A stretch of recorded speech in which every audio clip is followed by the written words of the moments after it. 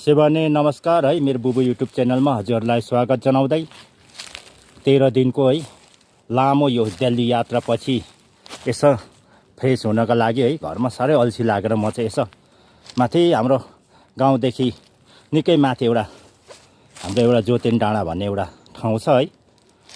एउटा राम्रो view point पनि छ त्यहाँ आएको छु अहिले घुम्दै। साथीहरू पनि अरू जाउँ भनेको मानेन है।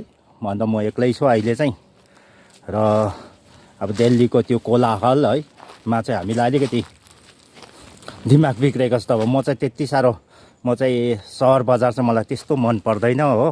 ठुल्ठुलो सहरहरू म चाहिँ एउटा प्राकृतिक प्रेमी भएको खण्डमा है, नेचरलाई लभ गर्ने भएको खण्डमा चाहिँ मलाई चाहिँ खालि यस्तै वन जङ्गल हरियाली डाँडा काँडा यस्तो यहाँबाट देखिँदैछ नि कञ्चनजङ्घा, यस्तो कञ्चनजङ्घाहरू है, छहरा झरना लहरा पहरा त्यस्तै मनपर्छ मलाई चाहिँ।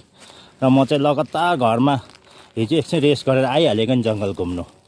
मलाई चाहिँ यस्तै प्राकृतिक सुन्दरताहरू मनपर्छ। मलाई त्यस्तो आर्टिफिसियल मलाई त्यस्तो मन पर्दैन। म चाहिँ नेचरलाई अति नै प्रेम गर्ने भएको खण्डमा है। र जति पनि मसँग यात्रा गर्नुभएको छ है, जति पनि सिक्किमका चारै जिल्लाबाट म उहाँहरूलाई धेरै अब सम्झना गरिरहेको छु है। तपाईँहरूले पनि सम्झना गरिरहनु भएको छ होला। र जुन यात्रामा जस्तो भए पनि तपाईँहरू अति नै मिलनसार हुनुहुँदो रहेछ है साथीहरू।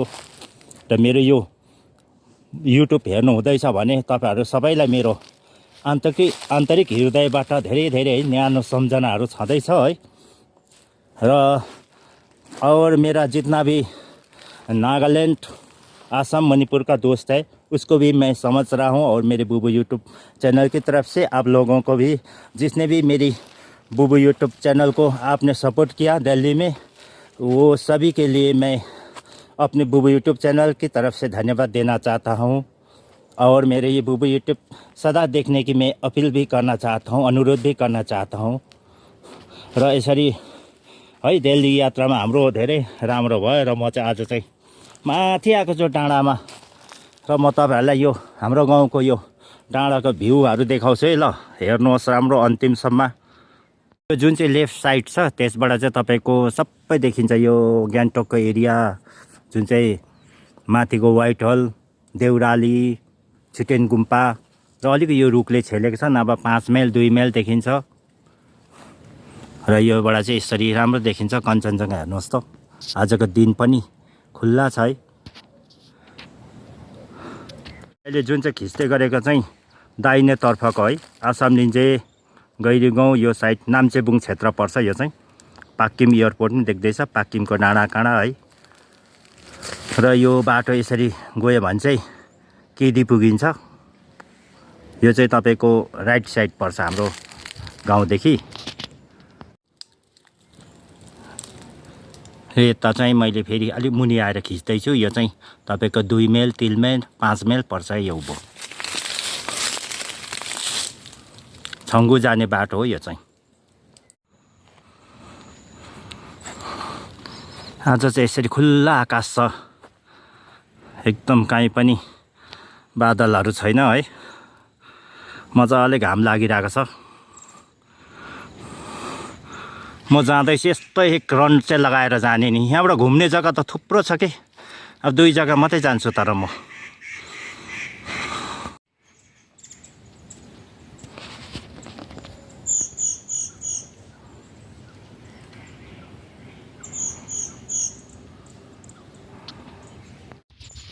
भिडियो बनाउँदै जाँदैछु यसरी। अति सुन्दर छ है। चराचुरुङ्गीहरूले गीत गाइरहेको छ, सुन्नु हुँदैछ होला।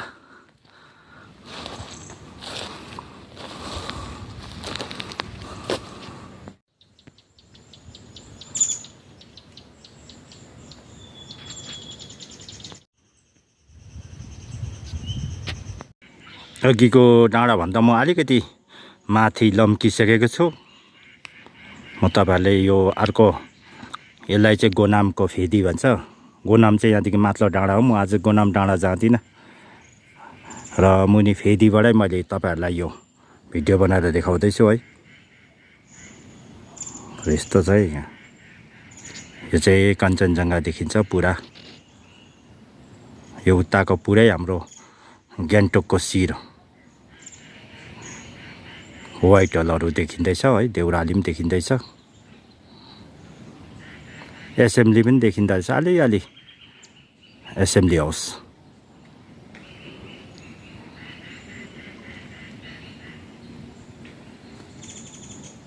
अहिलेको घडी चाहिँ घुम्दै आउँदा मिरिक आइपुगेँ। चाहिँ दार्जिलिङको मिरिक होइन, त्यो चाहिँ सिक्किमको मिरिकै फेरि। अति सुन्दर छ है, हेर्नुहोस् त। निकै थाकेछ है, सास पनि बढ्दैछ हिँड्दा हिँड्दा। दिल्लीमा आरामसँग खाँदै सुतेको चाहिँ निक्लेँ अहिले। मैले दिल्ली बस्दा बस्दै सोचेको थिएँ कि अब चाहिँ म घर पुग्नु बित्तिकै जङ्गल घुम्न जान्छु भनेर चाहिँ म हिँडिहालेको नि। आज चाहिँ मलाई चाहिँ यस्तै जग्गाहरू मनपर्छ क्या। हेर्नुहोस् त कति शान्त छ है।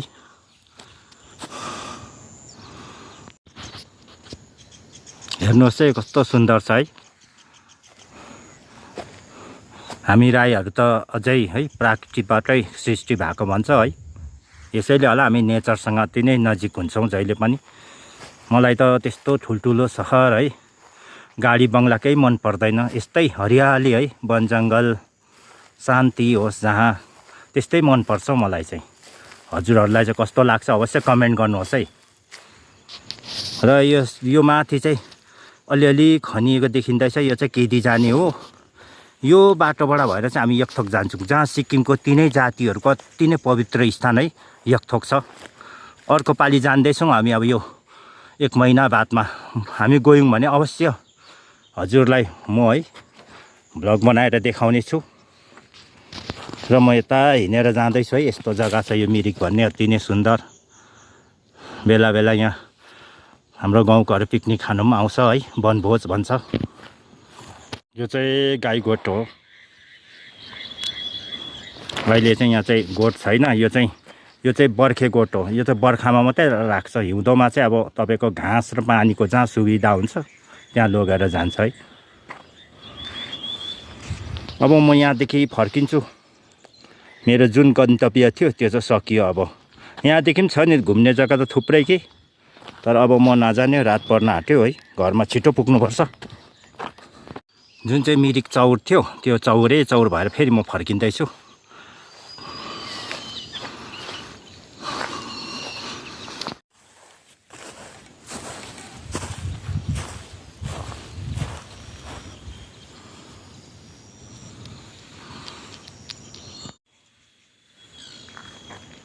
अब हिँड्दा हिँड्दा निकै थाक्यो है। एकछिन यहाँ बिसाइरहेको छु।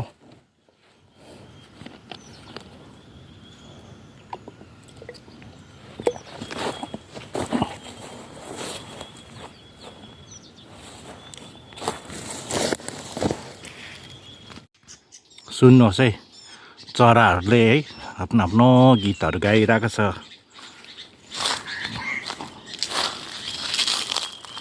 म बिस्तारो जाँदैछु।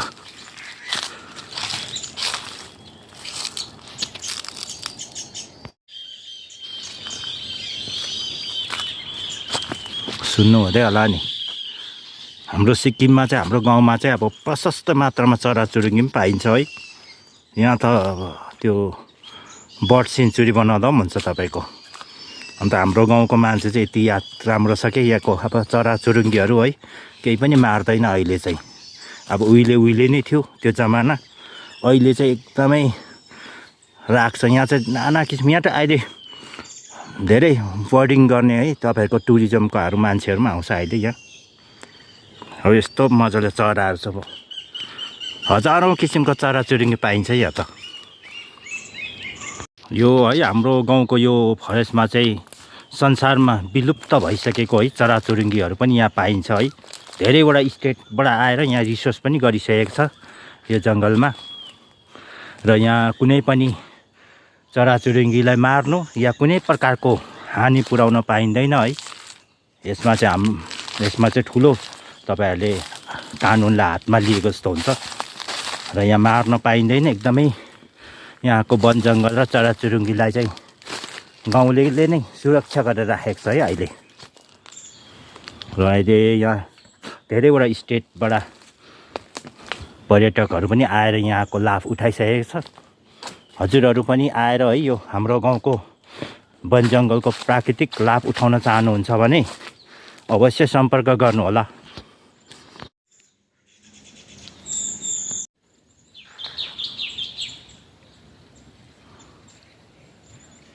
अहिले चाहिँ जङ्गल छिचलेर है रोडमा झरिसकेको छु र अब जाँदैछु। म जाँदा अर्कै बाटो गएको, फर्किँदा चाहिँ म यो गुम्पाको बाटो भएर फर्किँदैछु है। अब गुम्पा पुग्नु आँट्यो। गुम्पा पुगेपछि तपाईँहरूलाई अवश्य हाम्रो पबी गुम्पाको दर्शन गराउने छु। रात पर्न लागिसकेको छ है। अहिले म चाहिँ पबी गुम्पाको प्राङ्गणमा आएर हजुरहरूलाई यो गुम्पाको दर्शन गराउँदैछु है। हेर्नुहोस् है, यो चाहिँ हाम्रो पबी गुम्पा हो। अति नै पवित्र है, शान्ति स्वरूप चाहिँ म एक फन्क है यहाँ गुम्पा आएपछि गुम्पाको दर्शन गरेर माने घुमाएर एक रन माने घुमाएर फेरि घरतिर लाग्नेछु है। यसरी यहाँबाट योबाट स्टार्ट गर्नुपर्छ।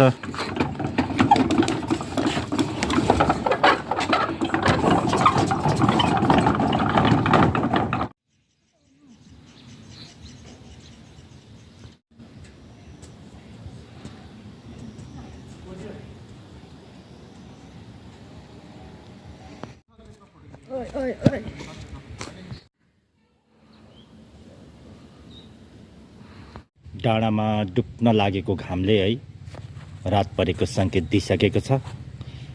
र आजको यो मेरो भिडियो कस्तो भयो हजुरहरूले अवश्य कमेन्ट, लाइक, सेयर अवश्य गरिदिनु हुन अनुरोध गर्दै म हजुरहरूबाट आजको लागि बिदा हुन चाहन्छु।